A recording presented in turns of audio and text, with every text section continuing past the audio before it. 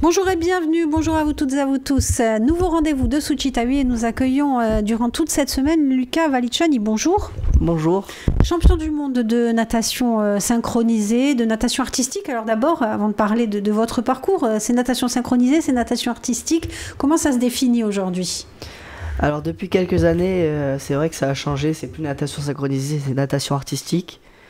En fait, ça a changé avec l'arrivée des garçons. Il me semble que c'est bon. Du coup, il a fallu changer le terme pour adapter tout ça. Je pense, oui, mais c'est pas un problème. Natation synchronisée, ça fonctionne très bien aussi. Alors, votre venue à vous dans ce sport-là, ça s'est passé comment ? J'ai commencé quand j'avais 10 ans. Au début, je devais apprendre à nager et en fait, ça me permettait aussi de passer du temps avec ma cousine, Savannah, qui faisait, elle, de la natation synchronisée. Et au fur et à mesure, j'ai commencé à faire de la natation synchronisée et j'ai fait mon premier solo et ça s'est vite enchaîné, on va dire. À l'Aqua Synchro Bastia, c'est important de citer le club. Donc qu'est-ce qui vous a plu dans cette discipline au départ ? C'est un sport où il y a beaucoup de pratiques qui s'assemblent en fait. Il y a de la gymnastique, il y a de la natation normale, je dirais. Il y a de la préparation physique, il y a des acrobaties, c'est un sport très complet en fait. Ça m'attirait. Et la compétition aussi. Oui, l'esprit de compétition, on en parlera tout au long de la semaine, pas que dans ce sport-là. Mais quand vous êtes arrivé finalement pour aller avec votre cousine, vous saviez que vous pouviez avoir des aptitudes dans ce sport-là ? Non, parce que quand je suis arrivé, je savais pas très bien nager. Enfin, j'étais en capacité d'aller dans une piscine sans avoir besoin de bouée, mais tout ce qui était crawl, papillon, c'est pas ce que je maîtrisais, quoi. Comment s'est passé l'entraînement justement pour arriver à ce niveau-là ? Au début, j'ai appris à nager.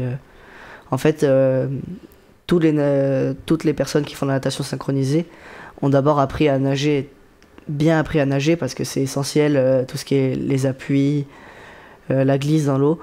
Et après, au fur et à mesure, on commence à mettre la tête en bas et à faire des figures avec les jambes, à apprendre tous les mouvements spécifiques. Un sport complet, vous avez dit, ça s'est vite enchaîné. Qu'est-ce qui s'est passé ? J'ai commencé en début d'année, à peu près, vers septembre-octobre. Et à la fin de l'année, en juillet, enfin à la fin de la saison plutôt, en juillet, je faisais ma première compétition nationale en solo. Un garçon, vous étiez le seul garçon au club ? Au club, oui, ouais. Au début. Après, ça s'est démocratisé. Vous avez ouvert la voie ? Oui, en quelque sorte. Donc première compétition au national, et là vous êtes repéré également ? Tous les garçons se sont fait remarquer, entre guillemets, parce que c'était tout nouveau, c'était la première année qu'il y avait des garçons. Et oui, il me semble qu'on était 4, pas beaucoup, mais on s'est fait repérer, en quelque sorte aussi. Qu'est-ce qui fait qu'on est un bon nageur de natation artistique ? C'est plutôt le souffle, c'est plutôt le côté artistique ? Qu'est-ce qui fait la différence ? Après, en fait, il y a plusieurs manières de nager. Il y a certains nageurs qui sont très énergiques, d'autres qui sont plus mous, je dirais, mais qui font des mouvements très gracieux. Tout dépend. Après, c'est clair qu'il faut aimer l'effort, le dépassement de soi. Ça, c'est indispensable, sinon c'est compliqué avec toutes les heures d'entraînement qu'on fait. Et après, oui, les qualités, pour moi, c'était que j'étais surtout énergique en fait. Donc dès le début, ça m'a aidé, on va dire. C'est combien d'heures d'entraînement par semaine ? Ça dépend. Là, les dernières années, j'étais à entre 15 et 20 heures par semaine. Après, en stage, on va jusqu'à 35 heures par semaine, mais ça, c'est que pendant les vacances. Ça, c'est que pendant les vacances. C'est pas trop dur à combiner, le collège, maintenant le lycée. C'est un rythme à prendre, en fait. Après, au bout d'un moment, on s'habitue. Je finissais les cours à 17h. J'allais à la piscine jusqu'à 20h. Je rentrais à la maison, je mangeais, je faisais les devoirs. Mais c'est un rythme à prendre. Merci beaucoup Lucas. On va se retrouver demain pour parler à nouveau de cette très belle prestation et pas que. À demain. À demain. Bonjour et bienvenue. Bonjour à vous toutes et à vous tous. C'est Luca Valiciani qui est notre invité cette semaine. Bonjour. Bonjour. Champion du monde de natation artistique. On a compris hier 2 passions dans la vie finalement, le sport et la compétition. C'est ça. Entre autres. Quelles sont les autres ? le sport automobile. Ouais.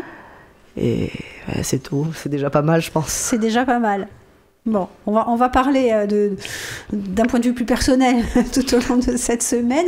Mais là, sur le sport automobile, vous en êtes où? Vous commencez à découvrir les baquets? Je découvre, depuis que je suis petit, je travaille un peu avec mon père dans le garage. Je regarde ce qu'il fait surtout.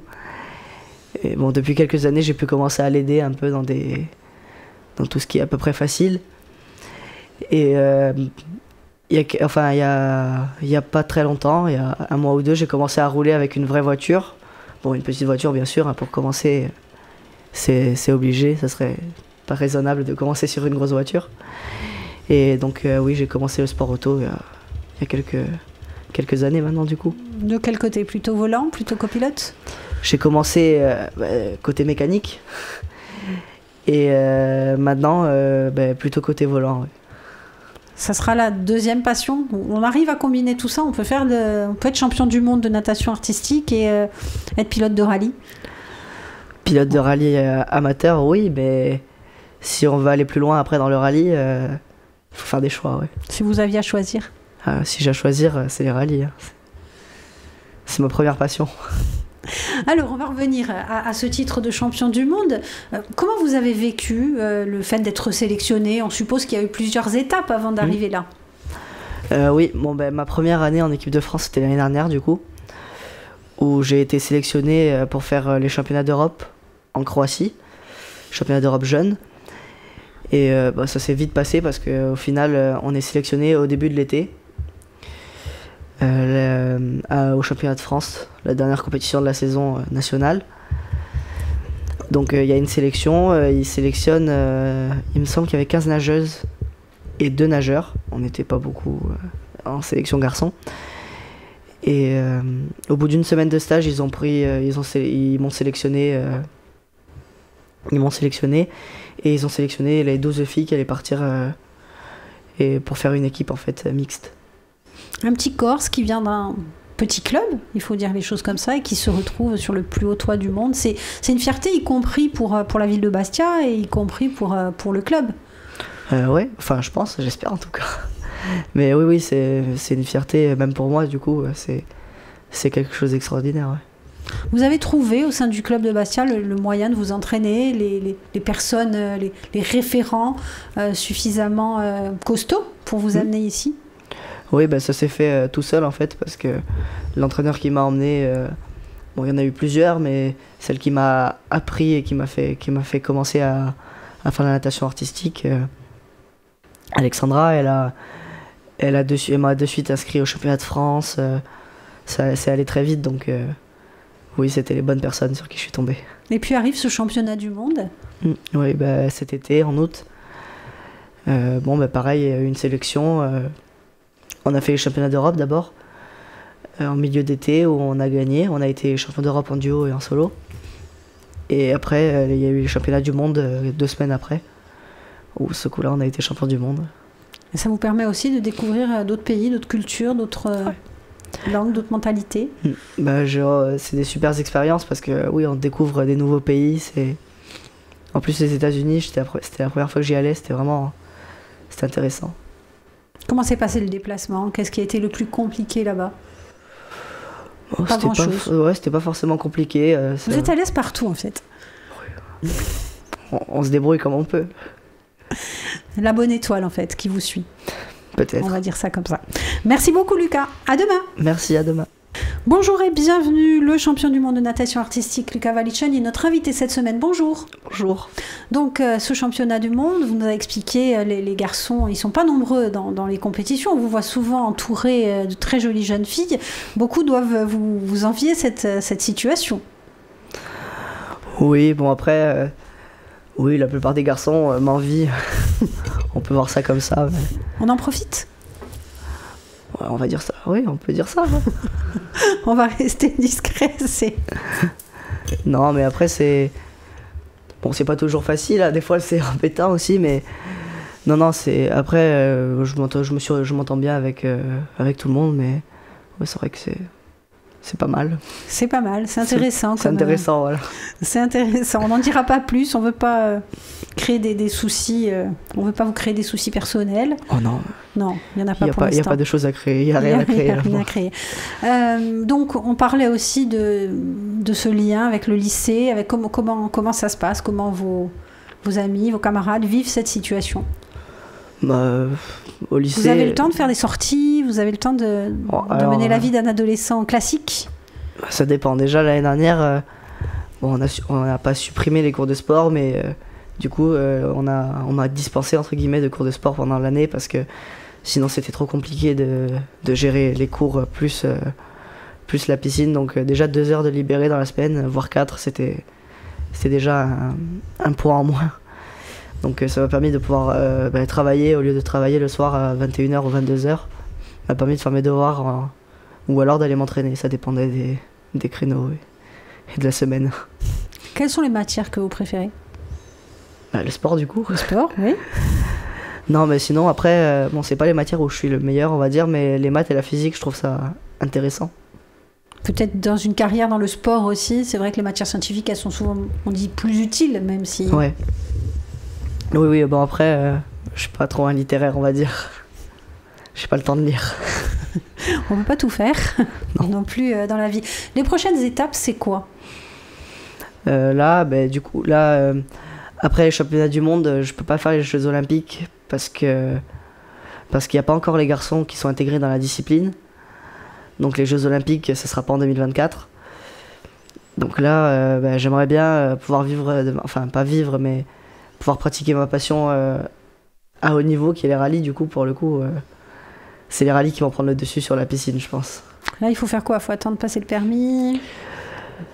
Pour rouler en France, il faut attendre de passer le permis. Après, il y a quelques pays de l'Est où on peut commencer à rouler à partir de 16 ans avec des dérogations, avec de la paperasse, on va dire. Vous allez les faire, ces paperasses? On va essayer, oui. Pour aller rouler, pour aller faire des compétitions là-bas, vous êtes pressé d'aller faire ces compétitions? Bah oui, il faut commencer. C'est mon rêve, parce que depuis que je suis tout petit, j'ai toujours suivi mon père sur les rallyes, j'ai toujours fait du karting. Donc c'est un enchaînement, on va dire, mais ça serait un aboutissement déjà de pouvoir commencer les rallyes. Et de la mécanique. Donc vous avez commencé avec la mécanique. C'est ça. C'est la base du sport automobile. Si on comprend la voiture, c'est en comprenant la voiture qu'on va de plus en plus vite, qu'on arrive à faire des performances. Avec quelle voiture vous souhaiteriez courir?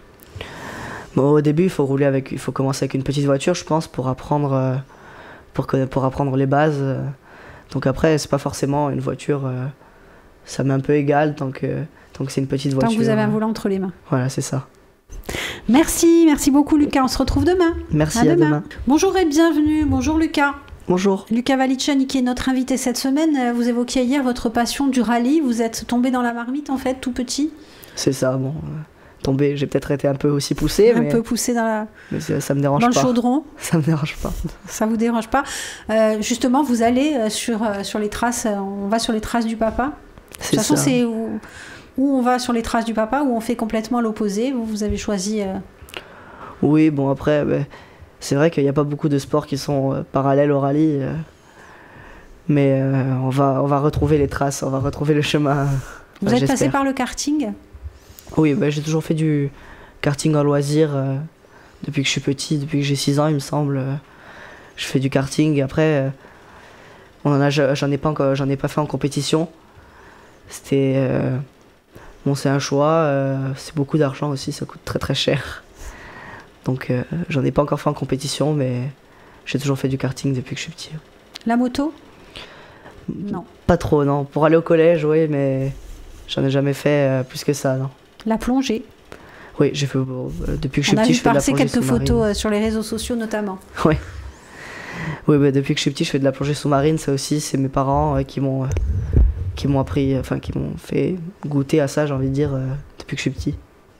Donc vraiment dans le sport, à fond dans le sport. C'est ça, le sport et la compétition. Qu'est-ce que ça vous apporte, le sport? Tout, ça... Là, du coup, c'est plus la natation qui m'a apporté énormément de choses. Parce que ça m'a Ça, bon, déjà de la condition physique. Et puis ça m'a appris, ça m'a fait gagner en maturité, ça m'a aussi fait gagner en force mentale, j'ai envie de dire, parce que c'est pas facile tous les jours d'aller nager le soir 3 heures après les cours, de rentrer, aller travailler. C'est pas facile, mais au final, ça en vaut la peine. Qu'est-ce qui vous a fait tenir? Il y a des moments où vous disiez ouais. j'ai envie d'aller voir ailleurs si c'est pas plus sympa. Ouais, bah, ce qui m'a fait tenir, c'est la compétition, parce que c'était ma motivation principale.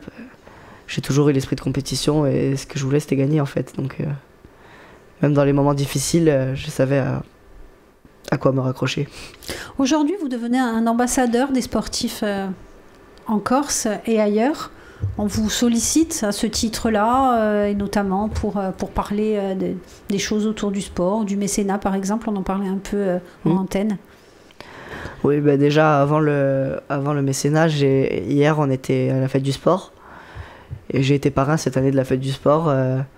Donc oui, je pense que je peux être considéré comme un ambassadeur, mais c'est pas non plus mon rôle principal. Quel conseil vous donnez par exemple sur cette fête du sport? C'était à Bastia, vous étiez parrain de cette fête du sport à Bastia. Quel conseil vous donneriez aux jeunes? Justement, on voit cette pub à la télé où on dit c'est difficile de faire bouger les ados, mais l'important c'est d'essayer. Alors, on va pas faire, vous n'allez pas faire le grand patriarche de leçons, mais il n'empêche que quel message vous faites passer autour de vous? Déjà, je pense que c'est pas totalement vrai le fait que les ados, c'est compliqué de les faire bouger. Je pense surtout qu'il faut trouver l'activité qui leur plaît pour les faire bouger. Et s'ils ont déjà cette activité, il faut et que ça leur plaît, il faut vraiment qu'ils s'y mettent à fond et qu'ils croient en leurs rêves et en ce qu'ils veulent faire et devenir en fait. Je pense que c'est surtout ça l'important. Est-ce que vous avez le souvenir de la première activité sportive que vous avez fait tout petit? Alors là, quand j'étais tout petit, je pense que ça doit être le ski. D'ailleurs, c'est pas très original. Mais oui, je pense que ça doit être le ski ou le vélo peut-être. Le ski ou le vélo? Ouais, c'est sûrement un des deux. Très bien, merci beaucoup, merci et à demain. Merci. Bonjour et bienvenue, Luca Valiccioni, notre invité. Bonjour. Bonjour. On s'est quitté hier en demandant quel est le premier sport que vous aviez pratiqué. C'est visiblement le ski, hein, renseignement pris. Oui, il me semble. De votre souvenir, c'était... Ouais. C'était le ski, oui. J'étais tout petit, donc j'ai pas trop de souvenirs pour le coup. Mais oui. Qu'est-ce qui va se passer dans les mois qui arrivent, donc là, dans les semaines, dans les mois qui arrivent? Donc il n'y a pas de JO 2024 puisqu'il n'y a pas les garçons. Est-ce qu'ils sont prévus pour être sur une autre session de Jeux Olympiques ou pas du tout? Alors déjà pour 2024 ça a été proposé. Bon, ça a été refusé, alors j'en sais pas plus à ce niveau-là. Mais je pense, et ce serait bien surtout qu'en 2028 ça soit une discipline officielle. Parce que ça peut apporter beaucoup de choses à la natation artistique, donc ça apporte un renouveau, on va dire. Est-ce que ça se rapproche un peu du patinage artistique en mixte? Oui, totalement. Déjà, c'est tous les deux, c'est des disciplines artistiques. Et oui, à mon avis, c'est à peu près la même. Même si je suis pas un pro du patinage artistique, je pense que c'est à peu près la même chose. Oui. Vous nous avez dit avoir débuté avec votre cousine. Oui. Justement, toutes ces compétitions, à un moment donné, elles n'ont plus pu se faire avec votre cousine. C'était une déception? Oui, c'était une déception parce que en fait, elle était blessée. Savannah, elle a été blessée. Plusieurs blessures qui se sont enchaînées en fait et elle n'a pas pu participer au premier championnat d'Europe que j'ai fait il y a 2 ans en Croatie pour le coup. Et bon, donc j'ai nagé avec une fille de Toulouse, Eva. Et bon, ça s'est très très bien passé. On a été champion d'Europe. Et bon, j'ai vécu une super expérience avec Eva, mais c'est vrai que nager avec Savannah, c'est quelque chose qui me manquait au début. Ouais. C'est difficile de recréer un duo quand on est quand même fusionnel avec quelqu'un à la base et ensuite il faut... Au début, c'est ça qui me manquait justement. J'avais un peu peur de pas arriver à... Enfin, qu'on s'entende pas juste, parce que c'est pas toujours facile de s'entendre, surtout qu'on passe 5-6 heures par jour dans l'eau ensemble, donc plus en dehors de l'eau après. Il faut avoir des liens avec la personne la plupart du temps. Et il se trouve qu'avec Eva, ça a été de suite facile en fait. Ça s'est bien passé et au final, je regrette pas du tout d'avoir nagé avec elle. Et au championnat du monde, comment ça s'est passé? Alors les championnats du monde, c'était en solo pour le coup, donc il Alors il y a les 2 solistes qui sont partis, il y a Laëlys, la soliste féminine, et moi du coup, donc on était 2 solos. Et puis Laëlys, ça faisait quelques années que je la connaissais maintenant avec les compétitions, l'équipe de France. Donc ça s'est très bien passé aussi, que ce soit avec elle ou avec les entraîneurs aussi. C'était sympa. Qui choisit les chorégraphies, les musiques, tout le côté plus artistique? Comment ça se passe? C'est un échange avec le coach? C'est vous en fonction de vos capacités? C'est ça. En fait, le coach, la plupart du temps, va nous proposer quelque chose. Et après, nous, bon, bien sûr, on a un droit de... On peut dire si ça nous plaît ou pas. Hein. Et en fait, c'est un échange avec le coach. Chacun propose et on assemble nos idées. Et bon, la plupart du temps, ça se passe bien. On se met souvent d'accord rapidement. Qu'est-ce que vous privilégiez? Vous nous avez dit, vous, c'est plutôt le côté dynamique? Voilà, c'est ça. C'était le côté dynamique. Après, plus tard, j'ai appris du coup aussi à nager plus techniquement, j'ai envie de dire. Donc au final, ce qui était le plus à privilégier, c'était le côté technique et l'énergie. Ouais. Passer de la plongée que vous évoquiez à la natation artistique, c'est complètement différent, puisque plonger, c'était pas en apnée, c'était... Oui, c'est totalement différent. La plongée sous-marine avec des bouteilles, pour le coup, on respire, alors que la natation artistique, il faut retenir sa respiration, quoi. Après, j'ai fait aussi de l'apnée, mais c'est quand même très différent comme discipline, parce que l'apnée, c'est plus calme, posé. La natation, il y a aussi un effort cardio. C'est vraiment un mix de tous les sports, comme je l'ai dit au début de semaine. Ouais. Merci beaucoup Lucas d'avoir passé cette semaine en notre compagnie, d'avoir pris le temps de venir malgré tous ces entraînements. Là, c'est combien d'heures d'entraînement par semaine? Ça a changé. Cette année ça va baisser un peu par rapport au lycée. Oui, au fait qu'il n'y a plus de compétition aussi, ça va baisser un peu, je pense. Donc, on va voir, mais aux alentours des 10-15 heures quand même. Ah, c'est quand même pas mal. Oui. Merci beaucoup en tout cas. Merci à vous. On vous rappelle que cette émission, on la retrouve en podcast, audio et vidéo sur le www.alta-frequenza.course, également sur nos réseaux sociaux. À bientôt.